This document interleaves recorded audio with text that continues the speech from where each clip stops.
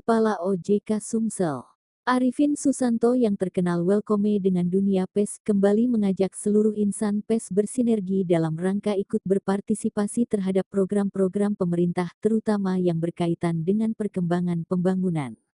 Media update bincang santai bersama wartawan di wilayah Sumatera Selatan digelar di Aula Lantai 4 Gedung OJK Sumsel, Jumat tanggal 10 Januari tahun 2025.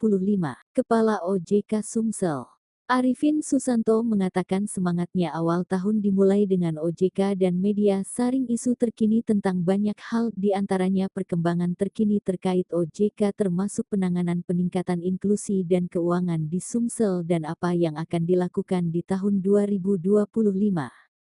Banyak isu-isu stabilitas keuangan terjaga, keluasan akses kredit termasuk upaya-upaya untuk dukung upaya pemerintah seperti makan bergizi gratis dan perluasan akses kredit di masyarakat dan sebagainya.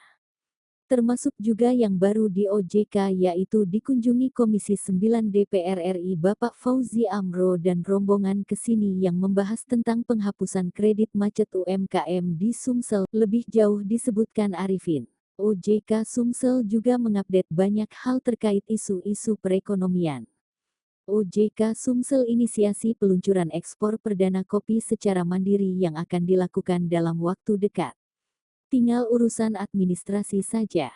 Ekspor dilaksanakan di Pelabuhan Bom Baru yaitu ekspor kopi Sumsel ke Malaysia sekitar 2 kontainer. Selain Malaysia, juga sedang dalam proses ekspor kopi Sumsel ke Australia. Kami semangat mendukung dan ikut serta dalam giat ekonomi di Sumsel, ujarnya. Kegiatan media update ini juga diisi dengan beberapa topik yang disampaikan Tito Aji Siswantoro, Direktur Pengawasan Perilaku Pelaku Usaha Jasa Keuangan Edukasi dan Perlindungan Konsumen dan Layanan Manajemen Strategis OJK Sumsel, dan Ahmad Fauzi, Direktur Pengawasan Lembaga Jasa Keuangan OJK Sumsel yang membahas tentang literasi inklusi dan perlindungan konsumen, perkembangan kinerja keuangan Provinsi Sumsel, serta Satgas Waspada Aktivitas. Tetapi belum